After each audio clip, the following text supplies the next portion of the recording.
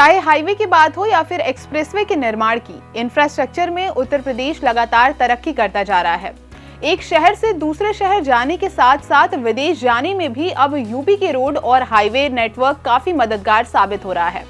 वर्तमान में भारत में 487 एयरपोर्ट हैं, जिनमें से 34 इंटरनेशनल एयरपोर्ट हैं, वो भी कुछ चुनिंदा शहरों में। लेकिन अब उत्तर प्रदेश में 21 नए एयरपोर्ट बन रहे हैं, जो कि अन्य प्रदेशों के मुकाबले सबसे ज्यादा हैं।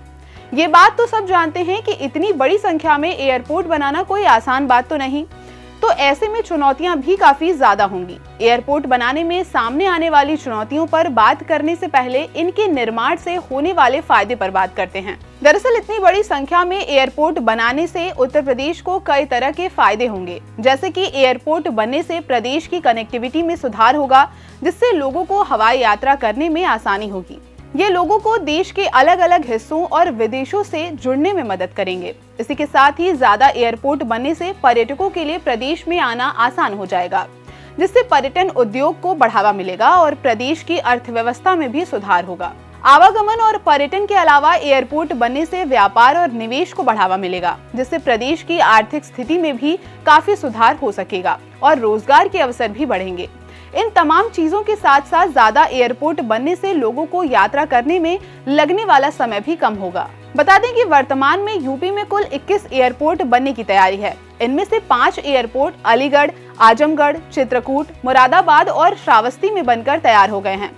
बाकी 16 एयरपोर्ट 2024 और 25 तक बनकर तैयार हो जाएंगे। उत्तर प्रदेश में वर्तमान में 5 अंतर्राष्ट्रीय हवाई अड्डे भी हैं, जो लखनऊ, वाराणसी, कानपुर, कुशीनगर और नोएडा में बनाए गए हैं। यूपी में बढ़ते हवाई नेटवर्क के साथ साथ इस राह में कई चुनौतियां भी हैं, जैसे कि बुनियादी ढांचे की कमी होना, हवाई अड्डे तक पहुंचने के लिए सड़कों और रेलवे की कमी, यात्री सुविधाएं जैसे कि पार्किंग, परिवहन और होटल की कमी होना।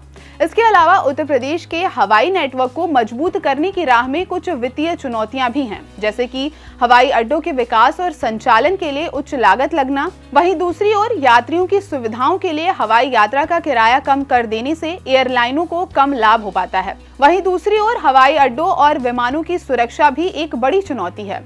इसी के साथ साथ इस बढ़ते हवाई नेटवर्क से जुड़ी कुछ चुनौतियां पर्यावरण से भी जुड़ी हुई हैं, जैसे हवाई यात्रा से होने वाला प्रदूषण, ग्रीन हाउस गैस उत्सर्जन और एयरपोर्ट बनाने के लिए बड़ी मात्रा में पेड़ों की कटान होना भी पर्यावरण को काफी नुकसान पहुंचाता है।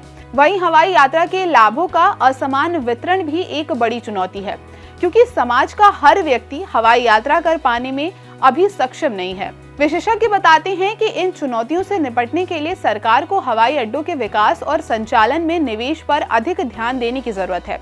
एयरलाइनों से किरायों को बढ़ाने और लागत को कम करने की आवश्यकता होगी। हवाई अड्डों और विमानों की सुरक्षा को बेहतर बनाने के लिए कई उपाय करने की जरूरत है।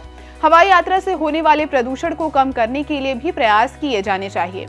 स्थानीय समुदायों को हवाई यात्रा के लाभों में शामिल किया जाना चाहिए। ये भी ध्यान रखना महत्वपूर्ण है कि यूपी में हवाई नेटवर्क का विकास अभी भी शुरुआती चरण में है।